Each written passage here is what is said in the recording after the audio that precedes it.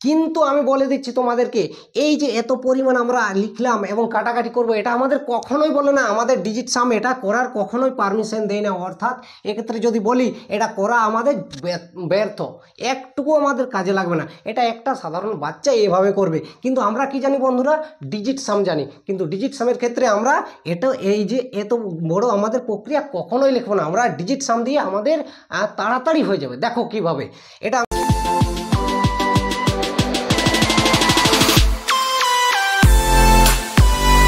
বন্ধুরা, digit সামের part 2তে তোমাদের সকলকে স্বাগত জানাই। আজকে আমরা বিভিন্ন চ্যাপ্টারে কিভাবে ডিজিট সাম প্রয়োগ করতে হয় আজকের এই ভিডিওতে আমরা আলোচনা করব। কিন্তু যারা আমাদের এই ডিজিট সামের পার্ট 1 দেখোনি তারা এই ভিডিও কিছুই বুঝতে পারবে না, তাই তাদেরকে প্রথমে আমাদের এই পার্ট 1-এর ভিডিও দেখে নিতে হবে, তারপর আমি যে আজকের ভিডিও বানাচ্ছি সেটা তোমাদেরকে দেখতে হবে। তার জন্য আমি তোমাদের এই ভিডিওর লিঙ্ক আমি কি করব না, এই ভিডিও ডেসক্রিপশনে দিয়ে রাখবো, তোমরা সেখান থেকে দেখে নিও, তারপর এই ভিডিওটি তোমরা দেখবে, অবশ্যই তোমরা বুঝতে পারবে। আর আগের দিন আমি তোমাদেরকে বলেছিলাম যে আমাদের ডিজিট সাম বন্ধুরা কাজে লাগে যে কোনো ক্যালকুলেশনকে, যে কোনো চ্যাপ্টারের কিভাবে আমাদের তাড়াতাড়ি করা যায় সেটার একটি উপায়, অর্থাৎ ফার্স্ট আমাদের কিভাবে ক্যালকুলেশন করা যায় একটি মেথড। হ্যাঁ, আরেকটি কথা, ডিজিট সামের প্রথম ভিডিওকে এতটা সাপোর্ট করার জন্য তোমাদের অসংখ্য অসংখ্য ধন্যবাদ। তোমরা এভাবেই চ্যানেলটিকে সাবস্ক্রাইব এবং ভিডিওগুলোতে লাইক করে যাও, কারণ তোমাদের লাইক এবং সাবস্ক্রাইবের যেভাবে বাড়বে সেভাবেই আমারও উৎসাহটাও দ্বিগুণ বেড়ে যাবে। তো চলো আর কথা না বাড়ি আজকের ভিডিও শুরু করা যাক। দেখো প্রথম প্রশ্নে কি বলেছে, 9, 12, 15, 25 এবং 27 দ্বারা বিভাজ্য ক্ষুদ্রতম সংখ্যা কত হবে আমাদেরকে বের করতে বলেছে। তো আমরা কম বেশি সবাই জানি যখনই আমাদের ক্ষুদ্রতম সংখ্যা বের করতে বলে আমাদের কি বের করতে হয় না, লসাগু বের করতে হয়। কিন্তু আমি যদি বলি যে আমরা এই প্রশ্নটিতে লসাগু না বের করেও আমরা উত্তর করতে পারবো না, কিসের সাহায্যে না, ডিজিট সামের মেথডসের সাহায্যে। তো দেখো আমরা একটি তোমাদেরকে উদাহরণস্বরূপ আমি যদি বোঝাই বন্ধুরা, আমি মনে করো 3টি সংখ্যা নিচ্ছি 2, 3 এবং 4, এবং যদি প্রশ্নটি করে যে 2, 3 এবং 4 দ্বারা বিভাজ্য আমাদের ক্ষুদ্রতম সংখ্যা কত হবে, তাহলে নিশ্চয়ই আমরা কি বের করতাম না, লসাগু বের করতাম। কীভাবে? এবং আমরা করতাম 2, আমাদের 2 একে 2, এটা আমাদের 3 থাকতো এবং 2 2 4। এরপর আমাদের দেখো এটার লসাগু কত হয়ে যাবে 12। এক্ষেত্রে আমি যদি একটি তোমাদেরকে প্রশ্ন করি, এই যে আমরা মনে করো লসাগু 12 পেলাম, এটা আমরা যদি বলি যে আমাদের যে লসাগু পাই বন্ধুরা সেটা আমাদের কি হবে না, 2 দ্বারাও বিভাজ্য হবে, 3 দ্বারাও বিভাজ্য হবে এবং 4 দ্বারাও বিভাজ্য হবে। তো এই ক্ষেত্রেও তো আমাদের প্রশ্নটির ক্ষেত্রেও তো আমাদের লসাগু বের করতেই বলেছে। তো সেক্ষেত্রেও আমরা কি করতে পারি যে প্রতিটি সংখ্যার ক্ষেত্রে আমরা লসাগু না বের করে যদি একটি সংখ্যা দিয়েই আমরা যাচাই করে নিই যে ওই সংখ্যাটি ওটা, মনে করো এই 9 দ্বারা সংখ্যাটি ভাগ হচ্ছে কিনা আমরা যাচাই করেও তো উত্তর করতে পারি। তো যেহেতু আমাদের ডিজিট সামের ক্ষেত্রে যখনই আমাদের 9 আসে আমাদের কি হয়, মনে লাড্ডু ফোটে, তাই তো। তো যখনই আমাদের 9 এসেছে অর্থাৎ আমাদের যে উত্তরটা হবে বন্ধুরা নিশ্চয়ই 9 দ্বারা বিভাজ্য হবে, আর 9 দ্বারা বিভাজ্য হওয়ার অর্থ হচ্ছে আমাদের ডিজিট সাম কত হবে না, 9 হবে বা 0 হবে। তো দেখো আমরা এরপর আমরা কি করব না, অপশানগুলো চেক করব যে আমাদের কোনটির মানে অপশানগুলোর মধ্যে কোনটির ডিজিট সাম কত হচ্ছে 9 বা 0। দেখো 1 আর 8-এ আমাদের কথা হবে বন্ধুরা 9, এটা আমাদের উত্তর হতে পারে, এটার ডিজিট সাম কত হচ্ছে 9। এটা দেখো 5 আর 2 7 আর 1 8, এটার ডিজিট সাম কত হচ্ছে 8, অর্থাৎ এটা আমাদের 9 দ্বারা বিভাজ্য হবে না। আর 9 দ্বারা বিভাজ্য হবে না অর্থাৎ এটা আমার ক্ষুদ্রতম সংখ্যা অর্থাৎ লসাগু এটা আমাদের হবেই না, এটা পাবোই না কখনো। তাহলে এক্ষেত্রে যদি দেখো এটার ক্ষেত্রে কত হচ্ছে বন্ধুরা 7 আর 1 8, একই প্রশ্ন, এটার যেমন ডিজিট সাম কত হচ্ছে 8 হচ্ছে, এটারও ডিজিট সাম 8 হচ্ছে, তাহলে এটা আমাদের করা যাবে না। এরপর দেখো এটা 6 আর 1 7, তাহলে এটাও আমাদের কি হচ্ছে 9 দ্বারা বিভাজ্য হচ্ছে না। তাহলে আমরা এই যে 12 যদি বলি 15 25 এবং 27, এটার কি কোনো প্রয়োজন আছে বাস্তবে? কিছুই প্রয়োজন নেই। জাস্ট আমরা কি দেখলাম না 9 দেখলাম, এটা দিয়ে আমরা চেক করে দিলাম অপশানের মধ্যে যে আমাদের 9 দ্বারা কি ভাগ যাচ্ছে না, আমাদের অপশানের মধ্যে একটাই অপশান পালি না, পেলাম যে এতে আমাদের 9 দ্বারা বিভাজ্য হচ্ছে, অর্থাৎ এগুলো তো হচ্ছে না। তাহলে 9 দ্বারা যদি এটা বিভাজ্য হয় না, বাকিগুলো দ্বারা আমাদের যদিও বিভাজ্য হয়ে যায় কিন্তু আমাদের তো লসাগু হতে পারে না, তাই এটার জন্য আমাদের কারেক্ট অপশান কত হয়ে যাবে এ, এটাই আমাদের উত্তর। এরপর তোমরা বাড়িতে বসে ডিটেলস করবে, দেখো 9 12 তারপর মনে করো 15 25 এবং 27 রয়েছে, এটা তোমরা লসাগু করে চেক করবে যে আমাদের 10,800 হচ্ছে কি না। দেখো আমি এটা তোমাদেরকে আবার তোমাদেরকে যে কীভাবে পরীক্ষার হলে করবে তোমাদেরকে বোঝাচ্ছি। যখনই আমরা বলবে যে ক্ষুদ্রতম সংখ্যা অর্থাৎ আমাদের লসাগু বের করতে বলেছে, আর লসাগু আমরা বের করতে লসাগু বের করতে গেলে আমাদের কি করতে হয় না, দেখবো যে ওই সংখ্যাগুলো দিয়ে ভাগ যাচ্ছে কিনা। তো যখনই আমরা 9 দেখতে পেয়েছি তখনই আমাদের মাথায় প্রথমে আসা দরকার ছিল যে ডিজিট সাম দিয়ে এটা করা যাবে। তাহলে যখনই অপশানগুলো চেক করব যেটারই কি হবে ডিজিট সাম 9 হবে, সেটাই আমাদের কি হবে উত্তর হবে। এভাবে তোমাদের যদি পরীক্ষা আসে করতে হবে। আশা করি প্রশ্নটি বোঝা গেছে। তো চলো পরের প্রশ্নে চলে যাই।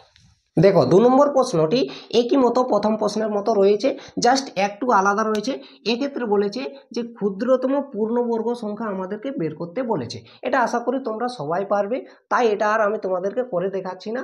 এটার উত্তর তোমরা আমাকে কমেন্ট করে জানাও যে কত হচ্ছে।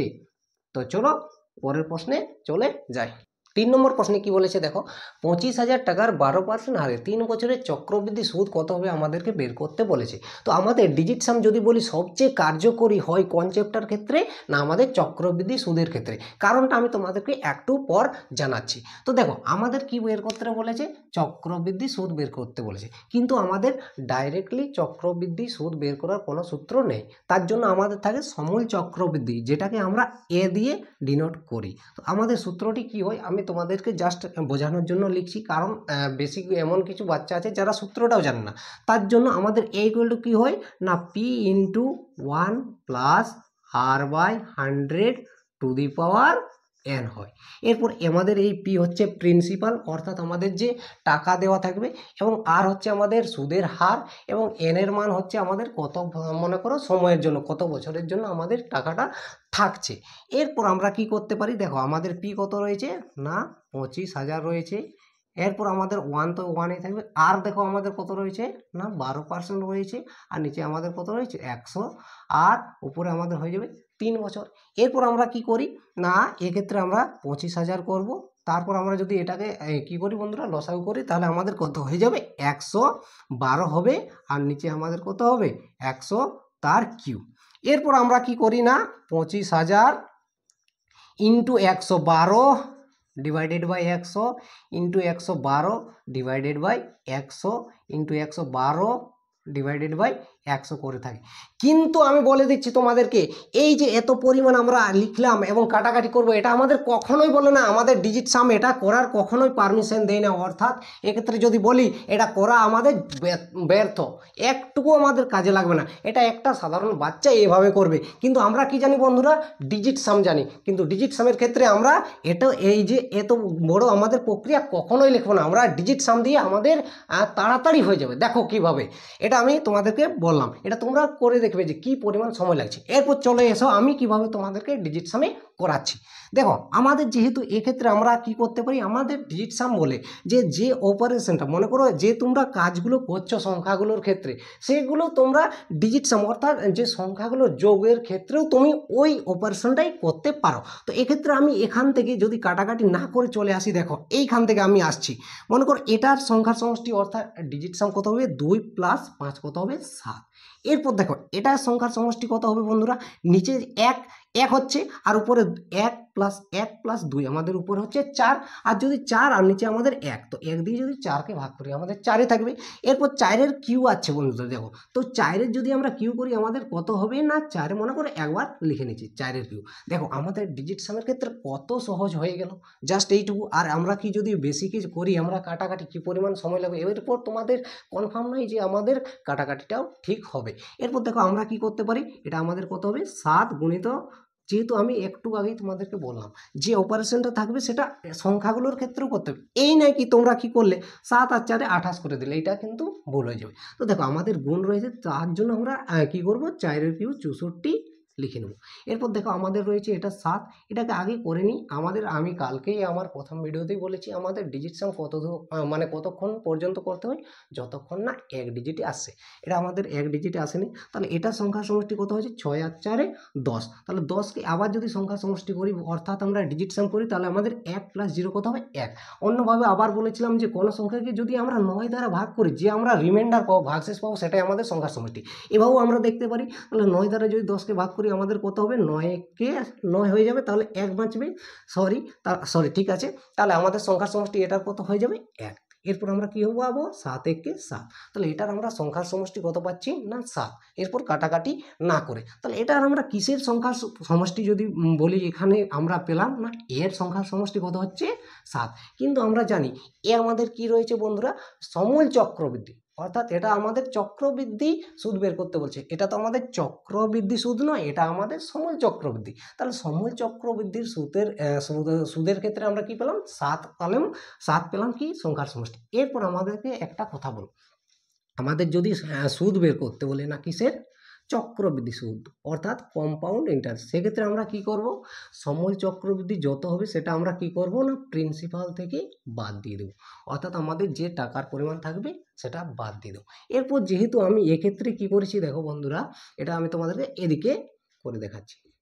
যেহেতু আমরা এর সংখ্যা সমষ্টি কত পেয়েছি 7, এরপর আমরা যদি পি এরও আমাদের পি বলতে কি মূলধনেরও যদি সংখ্যার সমষ্টি বের করি তাহলে সেক্ষেত্রে দেখো আমাদের মূলধন কত রয়েছে 2 আর 5, যদি সংখ্যার সমষ্টি বের করি 2 5 কত হয়ে যাবে 7, অর্থাৎ 7-এর সাথে আমি যদি বিয়োগ করি তাহলে আমাদের কত হচ্ছে 0। আর আমি তোমাদেরকে প্রথম ভিডিওতে বলেছিলাম আমাদের 0 বলো চাই আমাদের কত বলো 9 বলো, একই কথা।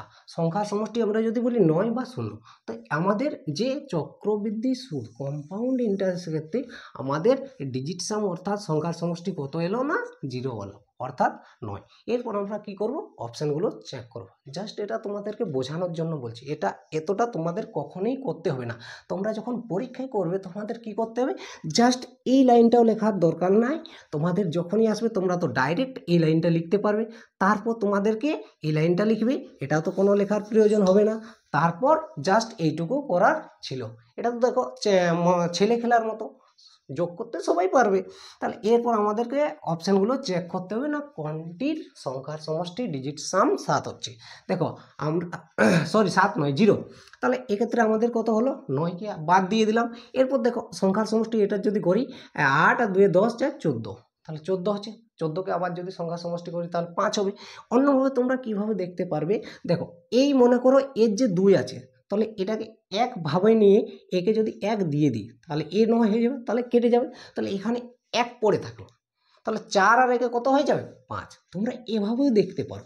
দেখো আমাদের মাইন্ড যেভাবে কি করবে কাজ করবে, তোমরা যেভাবে মাইন্ডটাকে ট্রেন্ড করবে, অর্থাৎ যেভাবে তোমরা অঙ্ক প্র্যাকটিস করবে সেভাবে তোমরা করতে পারবে। দেখো এটার সংখ্যার সমষ্টি কত হচ্ছে 5 আর 2 কত হচ্ছে 7 আর একে 8, অর্থাৎ এটা সংখ্যার সমষ্টি 8। তাহলে এটাও আমাদের উত্তর হবে না, এটা উত্তর হবে না। দেখো এটা যদি চেক করি 9 9 চলে গেল। এরপর যদি মনে করো এই যে 8 আছে একে কি করলো 1 দিয়ে দিল, তাহলে এটা কাটা গেল, তাহলে 9 হয়ে গেল। তাহলে এই 5 5 কত হচ্ছে 10, আর 10 আর 6 কত হচ্ছে 16, যেটাও সংখ্যার সমষ্টি কত হচ্ছে না 9 হচ্ছে না। তাহলে এটা আমাদের উত্তর হবে না বা 0 হচ্ছে না যদি বলি। তাহলে এক্ষেত্রে দেখো এটার সংখ্যার সমষ্টি কত হচ্ছে 1 একে কত হচ্ছে 2 2 2 4 4 3 7 আর 2 9, অর্থাৎ এটার ডিজিট সাম কত হচ্ছে 9 বা 0 হয়ে যাচ্ছে। তাহলে এটাই আমাদের উত্তর হয়ে যাবে। দেখো আমাদের কি পরিমাণ সময় বেঁচে গেল, তোমরা নিজেই বুঝতে পারবে। জাস্ট না কাটাকুটি করে আমরা কিভাবে উত্তর বের করতে পারি, না কি দিয়ে ডিজিট সাম দিয়ে। বারবার বলছি এটা তোমরা বারবার যখনই প্র্যাকটিস করবে তোমাদের ডাইরেক্ট তোমরা বরং এই লাইনটা লিখতে পারবে, এটাও লেখার প্রয়োজন হবে না। জাস্ট এই লাইনটা লেখার পর তোমরা ডিজিট সাম করে দিলেই অপশানগুলো চেক করে দেবে, তোমাদের উত্তর হয়ে যাবে। আশা করি প্রশ্নটি বুঝতে পেরেছ। আবার এই প্রশ্নটি আমরা effective rate of interest ERI বলে থাকি। এটা যখন তোমাদেরকে আমি চক্রবৃদ্ধি সুদ যে পার্সোনালভাবে ডিটেলসভাবে এই চ্যাপ্টারটি করাবো চক্রবৃদ্ধি সুদ, সেই সময় আমি তোমাদেরকে ইফেক্টিভ রেট অফ ইন্টারেস্ট দিয়েও এই প্রশ্নটি একইভাবে আমরা করব। আর ডিজিট সাম দিয়ে তো আমরা এই ভিডিওতে শিখলাম। তো চলো পরের প্রশ্নে চলে যাই। এই প্রশ্নে কি বলেছে দেখো, একটি দোকানদার 4 দিন পর পর বিক্রি করেন এত টাকা এত টাকা এত টাকা এত টাকা, যদি সে পঞ্চম দিনে গড় হিসাবে 6050 টাকা করে পায়, তাহলে সে পঞ্চম দিন কত টাকার বিক্রি করেছিল তোমাদেরকে বের করতে বলেছে। দেখো এটা একটি ইংরেজি প্রশ্ন, যেটিকে আমি কি করেছি না বাংলায় ট্রান্সলেট করেছি। তো যদি তোমাদের ভুল হয়ে থাকে প্রশ্নটি অ্যাডজাস্ট করে নিও। তাও দেখো আমি তোমাদেরকে বোঝাচ্ছি যে কি বলতে চেয়েছি প্রশ্নটির মধ্যে। 4 দিন পর পর মনে করো সে 5 দিন দোকান করেছিল, তার মধ্যে 4 দিন পর পর সে প্রথম দিন এত টাকা এবং দ্বিতীয় দিন এত টাকা এবং তৃতীয় দিন এত টাকা এবং চতুর্থ দিন এত টাকা এবং পঞ্চম দিন যখন সে হিসাব করে তখন সে গড় হিসাবে পেয়েছে 6050 টাকা। কিন্তু আমাদের পঞ্চম দিনে কত টাকা পেয়েছে সেটা আমাদের বলা নেই, সেটাই বের করতে বলেছে। তাহলে সে পঞ্চম দিন কত টাকার বিক্রি করেছিল আমাদেরকে বের করতে বলেছে। এটি একটি গড়ের প্রশ্ন। তো দেখো আমরা তোমাদেরকে এই প্রশ্নটি আমি তোমাদেরকে প্রথমে বেসিকে করাচ্ছি, কারণ তোমরা দেখে নিবে নিজেরাই যে বেসিকে কি সময় লাগছে, আর আমরা যদি ডিজিট সামে করি তাহলে আমাদের কি পরিমাণ সময় লাগবে। তো দেখো আমরা কি করব, প্রথমে আমাদের কি করব, 4 দিন দিয়ে আমরা 4 দিন যে মনে করো টাকাগুলো পেয়েছি সেগুলোকে যোগ করব। তারপর আমাদের এটাকে আমরা কত দিয়ে গুণ করবো না 5 দিনে, যেহেতু আমাদের এটা তো 5 দিনের গড়, তারপর সেটার থেকে বিয়োগ করব। তো দেখো আমাদের কত রয়েছে 5445, তারপর রয়েছে 5937, তারপরে রয়েছে 58656562। দেখো এটা আমরা কি করতে পারি, 5 5 10, 7 আর 2 9, 19 হচ্ছে, 19-এর 9 হাতে থাকলো 1, 6 আর 4 10, আবার 6 আর 3 9, 19 আর হাতের 1 নিয়ে 20 হচ্ছে, অর্থাৎ 0 হাতে থাকলো 2। এরপর 8 আর 2 10 আর 9 9 18, 28, 28-এর 8 হাতে থাকলো 2, আবার 5 5 10 15 আর 6 21 আর 2 আমাদের কত হচ্ছে না 23 হচ্ছে। এটা আমাদের কি হচ্ছে না 4 দিনের মোট টাকা। এরপর আমরা দেখবো যে 6 দিনে আমরা 6 দিন বলবো না, 5 দিন যে আমরা গড় টাকা পেয়েছি সেটাকে আমরা কি দিয়ে গুণ করবো, 5 দিয়ে গুণ করবো, তবেই তো আমরা পাবো যে আমরা মোট কত টাকা পেয়েছি। তাহলে 5 দিয়ে গুণ করে দেখো 5 0 0, 5 5-এ আমাদের কত হয়ে যাবে 25, যেহেতু 0 আছে, এবং আমাদের কত হবে 5 6 আমাদের কত হয়ে যাবে 30, অর্থাৎ সে 5 দিনে 30,250 টাকা বিক্রি করেছে। কিন্তু আমাদের মনে করো যদি চতুর্থ দিন সম্পূর্ণ যদি 4 দিনে বলি, সে আয় করেছে বা বিক্রি করেছে 23,809 টাকা। তো সেটি আমরা কি করব, বিয়োগ করে দেব। তাহলে 23,809 টাকা। এরপর আমরা যদি বিয়োগ করে দেখো আমাদের কত হচ্ছে 9 আর 1 1 দিতে হয়ে যাবে, এরপর এখানে হলো 4 হয়ে যাবে, এরপর 8 আর 4 এটা 4 হয়ে যাবে, এখানে হলো 1, তাহলে আমাদের 10 বলতে 6 দিতে, এরপর এটা মিশে গেল। তাহলে আমাদের কোন অপশানে রয়েছে, দেখো সি অপশানে রয়েছে। এটার উত্তর হয়ে গেল। এটাই তোমাদের বেসিকে এভাবে তোমরা করতে পারতে। সরি কারেন্ট চলে যাওয়ার জন্য এই প্রশ্নটি আমাদেরকে অর্ধেকেই ছেড়ে দিতে হয়েছিল। তো চলো আমি তোমাদেরকে পুনরায় ভালোভাবে তোমাদেরকে বুঝিয়ে দিচ্ছি। তো দেখো আমাদেরকে এরপর কি বললাম, আমি তোমাদেরকে এটা ডিজিট সাম দিয়ে এটা আমি তোমাদেরকে করাচ্ছি। দেখো আমি এরপর কি বললাম, আমাদের যে মনে করো যে কোনো অপারেশনই থাক সেটার ক্ষেত্রে আমরা কি করব না ডিজিট সামের ক্ষেত্রেও প্রয়োগ করব। তো দেখো এগুলোর আমাদের যোগ করেছিলাম, তো এটি আমাদের কি করতে পারে ডিজিট সামের ক্ষেত্রেও যোগ করতে পারে। তো দেখো এটার ডিজিট সাম কত হবে 5 আর 4 9 এবং 5 আর 4 9, তাহলে এটার ডিজিট সাম কত হচ্ছে 0, অর্থাৎ আমরা প্রথমটি ডিজিট সাম কত পাচ্ছি না 0 পাচ্ছি। এরপর দেখো দ্বিতীয়টির 9 এক্ষেত্রে আমাদের কি হলো কেটে গেল। এরপর আমাদের 7 আর 3 10 আর আমাদের কত হচ্ছে 15 হচ্ছে। 15 যদি আবার ডিজিট সাম করি আমাদের কত হবে 6। এরপর দেখো এটার কত হবে 5 5 10 আর 8 6 14, অর্থাৎ আমাদের 24 হচ্ছে। 24 যদি আবার ডিজিট সাম করি এটা আমাদের কত হচ্ছে 6 হচ্ছে।